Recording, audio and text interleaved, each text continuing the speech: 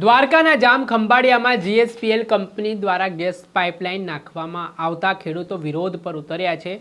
આજે આમ આદમી પાર્ટીના પ્રદેશ પ્રમુખ ઈશુદાન ગઢવી પણ ખેડૂતોના સમર્થનમાં ત્યાં પહોંચ્યા હતા.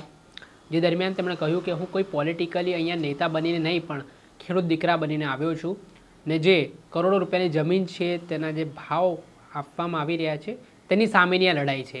ત્યારે તેમણે હુંકાર ભરતા શું કહ્યું વિગતે વાત કરીએ. વૈષ્ણવજન તો તેને કહીએ જે પીડ પરાઈ જાનાને રે. દર્શક મિત્રો, નવજીવન ન્યૂઝમાં આપનું સ્વાગત છે. હું છું ફૈઝન.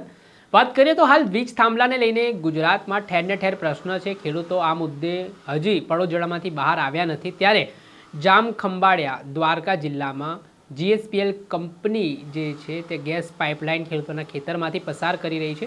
ખેડૂતો આનાથી સખ્ત નારાજ છે ને તેઓ તંબુ તાણીને હવે મેદાને આવ્યા છે ને વિરોધ પણ કરી રહ્યા છે, કેમ કે તેમને યોગ્ય જમીનના ભાવ નથી મળી રહ્યા. આજે આમ આદમી પાર્ટીના પ્રદેશ પ્રમુખ ઈશુદાન ગઢવી છે તે ખેડૂતોને સમર્થન આપવા માટે પહોંચ્યા હતા. જે દરમિયાન તેમણે ભારતીય જનતા પાર્ટી ઉપર આકરા પ્રહાર કરવાની શરૂઆત કરી. તેમણે કહ્યું કે માત્ર વીઘે 1.25 લાખનું જ વળતર, સરકાર આ ભાવ જમીન આપવા તૈયાર હોય તો ખેડૂતોને 1000 વીઘા જમીન લેવી જોઈએ. આ વીઘાની કિંમત 60 થી 70 લાખ રૂપિયા કિંમતની હોય, સામે ફક્ત 1.25 લાખ રૂપિયા જેટલું વળતર આપવામાં આવી રહ્યું છે. આ મામલે આમ આદમી પાર્ટીના પ્રદેશ પ્રમુખ ઈશુદાન ગઢવીએ નારાજગી પણ દર્શાવી છે અને કહ્યું છે કે અહીંયા હું કોઈ પોલિટિકલી વાતો કરવા નથી આવ્યો, પરંતુ ખેડૂત પુત્ર તરીકે અહીંયા હું ખેડૂતોની લડાઈમાં સહભાગી બનવા માટે આવ્યો છું અને આ લડત ચલાવવાની છે. સાંભળો ઈશુદાન ગઢવીને. આજે હું જામ ખંભાળિયાની મુલાકાતે હતો ત્યારે અહીંયા લગભગ ઘણા દિવસોથી ખેડૂતો જીએસપીએલની જે પાઇપલાઇન નીકળે છે એ પાઇપલાઇનના કામગીરીના વિરોધમાં અનશન ધરણા ઉપર બેઠા છે. એ છાવણીની આજે મેં મુલાકાત લીધી છે. ખેડૂતોને પણ મેં પૂછ્યું, મેં થોડા જીઆર પણ ચેક કર્યા. ત્યારે ખબર પડી કે આ લોકો વીઘે માત્ર એટલે ગુઠે માત્ર 7000 એટલે લગભગ 1.25 લાખની આસપાસ વીઘાનું વળતર આપી રહ્યા છે. ગેસની પાઇપલાઇન માત્ર 3 ફૂટ 1.2 મીટર અંદર લઈ જશે અને એનો ઘેરાવ પણ ખૂબ રાખ્યું છે અને આ લાઈન છેટ ઓખા સુધી જઈ રહી છે. ત્યારે લગભગ 32 જેટલા ગામો આવી રહ્યા છે. ભાજપે બળજબરીપૂર્વક અહીંયા ડરાવવાની કોશિશ કરી છે. ગામમાં ઠરાવો નહોતા એ માટે મેં સાંભળ્યું છે કેટલાક સરપંચો ઉપર પણ દબાણ કર્યા છે. અધિકારીઓ કોઈ સાંભળતા નથી. પોલીસ પ્રોટેક્શન વચ્ચે કામગીરી શરૂ કરી હતી. આ જ ખેડૂતોએ લગભગ 4-5 વર્ષ પહેલાં પણ થી વિરોધ કરી રહ્યા છે. 2022માં પણ વિરોધ થયો હતો. એણે વિરોધ અરજી આપી હતી, છતાં એ પણ માન્ય ન રાખી હતી. ત્યારે મારે ઉર્જા મંત્રીને કહેવાનું છે, ઉર્જા અને પેટ્રોકેમિકલ્સની આ જવાબદારી છે. મારે એમને કહેવાનું છે કે તમે 1.25 લાખ રૂપિયા જ્યાં વીઘો આપતા હોય અહીંયા અમારે ખેડૂતોએ 1000 વીઘા જમીન જોઈએ છે. તમારામાં ત્રેવડો તો કરો.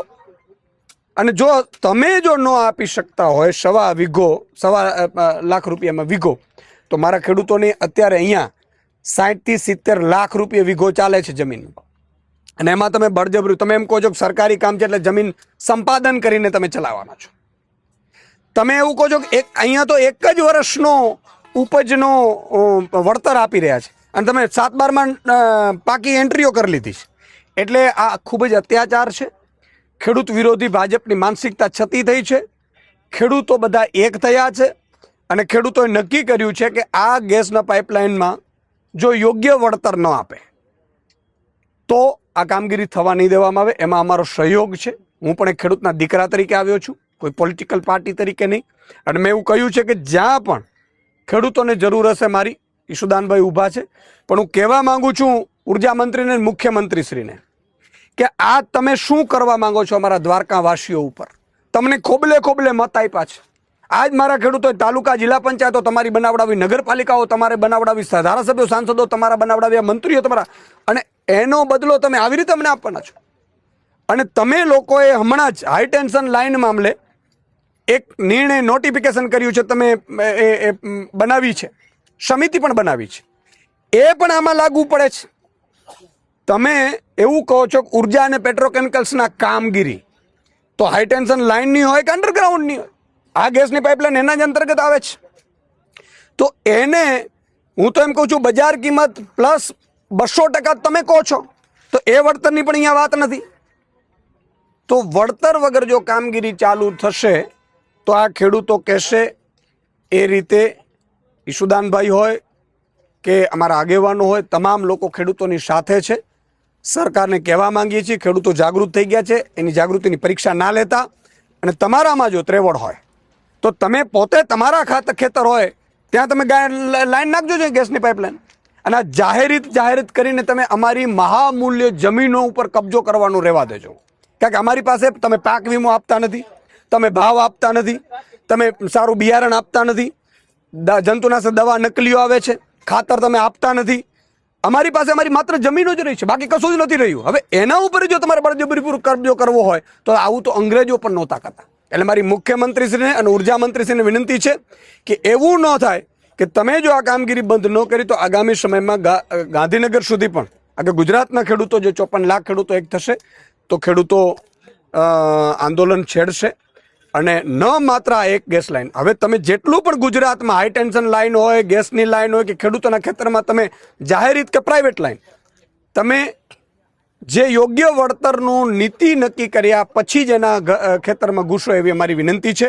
હું તંત્રને પણ વિનંતી કરું છું કે કોઈ તમે સરકારના કહેવાથી બળજબરી ન કરતા, નહીં તો તમારા ઉપર પણ ભવિષ્યમાં પગલાઓ લેવાશે. જી, આપણે સાંભળ્યા હતા આમ આદમી પાર્ટીના પ્રદેશ પ્રમુખ ઈશુદાન ગઢવી. ને ખેડૂતો છેલ્લા ઘણા સમયથી વીજ થાંભલાનો મુદ્દો હોય, ગેસ લાઇનનો મુદ્દો હોય, તેને લઈને લડત ચલાવી રહ્યા છે, રોષે ભરાયા છે, નારાજગી દર્શાવી રહ્યા છે.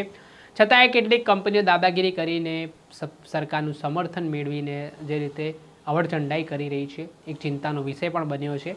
જોવાનું રહ્યું ખરેખર સંવેદનશીલ સરકારના દાવાઓ તો થાય છે, પરંતુ આજે ખેડૂતો છે તેમને તેમનો પૂરતો ભાવ આપવામાં આવે છે કે કેમ? દર્શક મિત્ર, આવા જ ખેડૂતોથી જોડાયેલા સમાચાર, ખેડૂતોના આવાજ અમે બનતા રહીશું. એટલે તમારી નવજીવન ન્યૂઝ જોતા રહો, લાઈક કરો અને વધુમાં વધુ શેર કરો.